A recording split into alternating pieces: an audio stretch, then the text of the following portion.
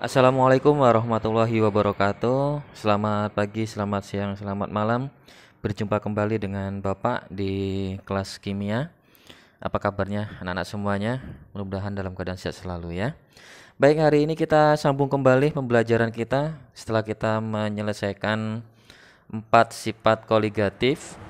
Yang pertama ada penurunan tekanan uap, kedua ada kenaikan titik didih, ketiga ada penurunan titik beku, dan keempat terakhir kemarin adalah tekanan osmosis. Nah, keempat sifat yang kita bahas kemarin itu larutan yang kita gunakan semuanya adalah larutan non elektrolit. Nah, sekarang kita akan lihat bagaimana jika larutan atau zat terlarut yang kita gunakan nanti adalah berasal dari atau memiliki sifat elektrolit ya, memiliki sifat elektrolit. Nah, judul kita hari ini berarti adalah sifat koligatif larutan elektrolit. Nah, sekedar mengingatkan kembali, di kelas 10 dulu kita ada belajar mengenal ada dua jenis larutan berdasarkan kemampuannya menghantarkan arus listrik. Ada larutan elektrolit dan non elektrolit. Nah, mengapa larutan elektrolit itu dapat menghantarkan arus listrik? Nah, penyebabnya adalah karena larutan elektrolit ketika zat terlarut itu dilarutkan ke dalam air, contohnya, maka nanti dia akan selain larut, dia akan terion menjadi ion positif dan ion negatif. Nah, adanya ion positif dan ion negatif di dalam larutan tadilah yang menyebabkan larutan tadi itu nanti mampu menghantarkan arus listrik. Artinya berarti jumlah ion, jumlah komponen zat terlarut di dalam suatu larutan untuk larutan elektrolit itu nanti akan bertambah dibandingkan kalau dia larutannya adalah non elektrolit. Nah, di sini berarti cukup jelas ya, berarti bisa kita langsung simpulkan bahwa nanti larutan elektrolit itu akan memiliki sifat koligatif yang lebih besar daripada non elektrolit jika diukur pada konsentrasi yang sama. Jika konsentrasinya sama ya, pada konsentrasi yang sama. Jadi kalau pada konsentrasi yang sama, konsentrasinya nanti bisa berupa fraksi mol kemarin, bisa berupa molaritas, bisa berupa molalitas. Ketika jumlah X molar atau molarnya sama, nanti maka yang elektrolit itu akan punya nilai yang lebih besar dibandingkan yang non elektrolit. Oke, seperti itu. Nah, sekarang berarti bagaimana cara kita membuktikannya melalui perhitungan? Sebenarnya untuk lebih mantap lagi kita buktikan melalui percobaan gitu ya. Bagaimana perbedaan penurunan titik beku misalnya di sini contoh antara NaCl sama glukosa, antara garam dapur dengan gula gitu ya. Kita bisa ukur sebenarnya nanti menggunakan termometer gitu ya. Tetapi karena keadaan darurat kita tidak bisa menguji cobanya di laboratorium. Nah, untuk menentukan berapa nilai besarnya sifat koligatif larutan elektrolit, maka di sini ada seorang ilmuwan yang bernama Jacobus Henricus van Hoff. Dia menerangkan tentang hukum Raoult tentang penurunan tekanan uap yang nanti ternyata untuk larutan elektrolit itu nanti harus dikalikan dengan suatu faktor yang nilainya sebesar 1 ditambah N dikurang 1 dikali alfa. Alfa itu adalah derajat ionisasi, N itu adalah jumlah ion. Nah, nilai 1 ditambah N kurang 1 kali alfa ini nanti disebut sebagai faktor Van Hoff atau lambangnya adalah I kecil gitu ya. Ini adalah lambang untuk faktor Van Hoff. Jadi faktor I itu rumusnya 1 ditambah buka kurung N kurang 1 tutup kurung dikali alfa. Nah, bagaimana maksudnya? Tapi mungkin sebelum kita ke rumus perlu diingat kembali, Pak, berarti gimana cara kita mengetahui nanti kalau zat larut itu tergolong elektrolit atau non elektrolit gitu ya. Nah, jadi perlu diingat larutan elektrolit itu yang masuk ke dalamnya adalah golongan asam golongan basa, dan golongan garam. Jadi diingat aja yang elektrolit itu kalau nggak asam, basa, garam. Nah, asam itu apa aja? Ya, kita ingat kembali pelajaran kelas 11 contoh-contoh asam. Asam bahkan ada yang asam kuat, ada yang asam lemah. Basa juga sama, ada yang basa kuat, ada yang basa lemah. Garam itu adalah campuran reaksi hasil reaksi dari asam ditambah basa. Nah, jadi makanya kita cukup ingat yang non saja gitu, karena yang non itu tidak terlalu banyak. Yang familiar yang mungkin akan sering muncul, contohnya kemarin kita selalu membahas beberapa pertemuan tentang non elektrolit itu. Selalu yang muncul adalah gula gitu ya. Gula itu nanti bisa glukosa, bisa sukrosa gitu ya. Gak jelas warnanya ya. Bisa sukrosa, glukosa gitu ya. Nanti kalau mau lebih jelas lagi, gula itu ada namanya monosakarida, disakarida, polisakarida. Ada maltosa, laktosa, sukrosa gitu ya. Itu kalau monosakarida. Disakarida ada, itu disakarida ya. Kalau monosakarida itu ada glukosa, galaktosa sama fruktosa. Polisakarida ada gliserol, selulosa, amilum ya. Nanti di pelajaran biologi mungkin lebih jelas lagi. Tapi secara sederhananya yang paling sering muncul adalah glukosa dengan sukrosa. Terus kemarin ada sering keluar urea gitu ya. Nanti juga sebenarnya bisa alkohol ya. Alkohol itu juga non elektrolit. Nah, urea yang akhirnya ol nih. Etilen glikol, gliserol gitu ya. Itu nanti non elektrolit. Jadi dihafalin aja.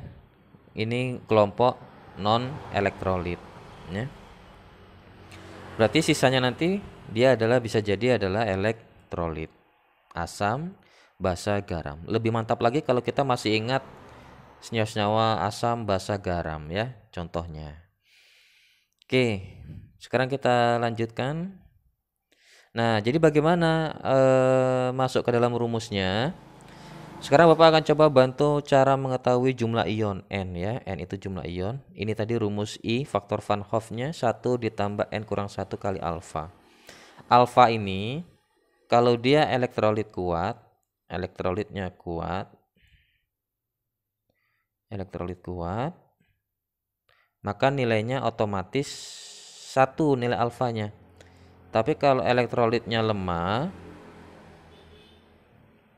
berarti nilainya antara 0 sampai dengan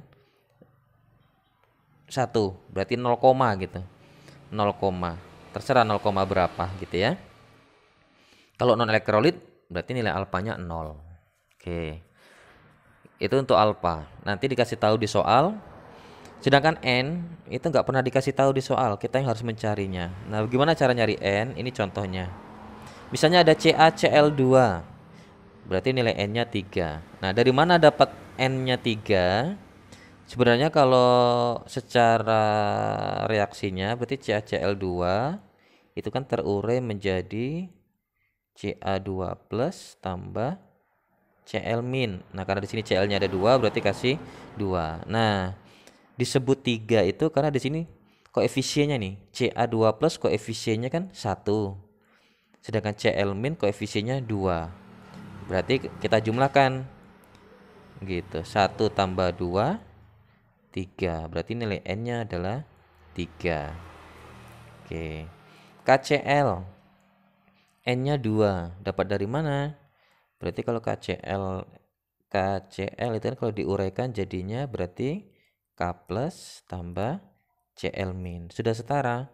Nah, koefisiennya kita lihat K-nya cuma ada 1, Cl-nya juga 1 ya kan, nggak ada angka di sana. Kita jumlahkan. Berarti 1 tambah 1 2. Oke. FeCl3 kenapa bisa dapat 4? Nih, coba dicari sendiri, buktikan bahwa nilai N-nya 4. Oke, seperti itu mestinya cara mencari N. Silakan dipindahkan nanti ya ke buku catatannya, karena kalau nggak bisa nyari N ya bahaya. Nah, tapi mungkin bisa kita kasih tips praktisnya, sederhananya. Sebenarnya kalau kita mau menghitung jumlah N, lihat aja nih. CaCl2 misalnya. CaCl2. Nah, kita hitung nih. Ca-nya ada berapa? 1. Cl-nya ada berapa? 2. 1 tambah 2, 3. Oke. FeCl3. FeCl3. Berarti kalau kita hitung, Fe-nya ada berapa? 1. Cl-nya ada berapa? 3. 1 tambah 3, 4. Nah, makanya nilai N-nya 4. Oke. Bisa dipahami cara mencari nilai N? Nah, nanti kalau sudah dapat nilai N, ya tinggal dimasukkan ke dalam rumus I. Alfanya ada di soal. Ini kali ya. Dikali alfa. Oke. Sampai di sini bisa dipahami? Sekarang Bapak ambilkan satu contoh lagi. Misalnya kita punya K2SO4. Contoh, ini garam. Berapa berarti nilai N-nya? Nah, nilai N-nya jangan pula nanti kamu jawab 6 atau jawab 7. Loh, kok bukan 6 atau 7? Nah, gimana caranya? Ini lihat. K ada berapa? Ada 2. SO4 ini dihitung satu kesatuan. Kalau dia tidak ada di kurung, nggak ada pakai kurung, berarti jumlahnya cuma ada 1. Berarti 2 tambah 1, 3. Berarti N-nya cuma ada 3. Berbeda kalau seandainya misalnya Al NO3 3 kali. Nah, berarti berapa nilai N-nya? Nilai N-nya Al-nya ada 1, NO3-nya ada 3. Karena NO3-nya dikurung nih, ada angka 3 di sini. Makanya dia di 3. Berarti N-nya ada 4. Oke. Akan berbeda kasus misalnya NaNO3. Nah, berarti berapa nilai N-nya? Na-nya ada 1, NO3-nya ada 1. Berarti jumlah N-nya adalah 2. Karena NO3-nya nggak ada di kurung gitu ya. Ion poliatomnya nggak ada di kurung nih NO3. Oke, itu cara mencari nilai N secara praktis, langsung hitung di bawahnya. Nah, oke, seperti itu. Sekarang kita lihat, berarti apa rumus sifat koligatif untuk larutan elektrolit? Ini ada rumusnya. Intinya rumusnya sama. Kalau dicari delta TB ini apa ya? Kenaikan titik didih. Jadi kenaikan titik didihnya rumusnya sama, M kali KB. Hanya di ujungnya ada kali lagi, kali I. Penurunan titik beku juga sama rumusnya, M kali KF. Sama, nggak ada beda. Hanya ujungnya dikali I. Tekanan osmosis juga sama rumusnya, M kali R kali T. Hanya ujungnya dikali I. Nah, jadi kuncinya dikali I. Nah, yang jadi masalah adalah nanti kita sering lupa mengkalikan I kan gitu ya. Itu pengalaman kakak-kakak kelasmu ya. Atau terlalu kreatif, dia non elektrolit, cuman kamu kalikan I. Nah, itu jadi masalah juga. Oke, itu rumusnya sangat mudah. Silakan dipindahkan di buku catatannya. Kalau ada buku cetak bisa dibaca-baca kembali sebagai bahan tambahan referensinya. Terima kasih. Assalamualaikum warahmatullahi wabarakatuh.